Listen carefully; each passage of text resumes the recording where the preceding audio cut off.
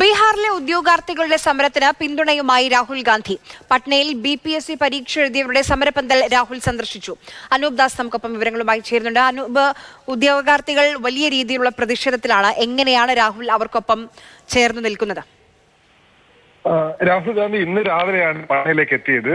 ഭരണഘടനാ സംരക്ഷണ റാലി ഉണ്ടായിരുന്നു പട്നയിൽ കോൺഗ്രസിന്റെ. അതിനുശേഷം കോൺഗ്രസിന്റെ തന്നെ നേതാക്കളെ കണ്ട് രാഹുൽ ഗാന്ധിയുടെ അവരുമായുള്ള ഒരു സംസാരവും അതിനുശേഷമാണ് പട്നയിലെ സമരപന്തലിലേക്ക് രാഹുൽ ഗാന്ധി എത്തിയത്.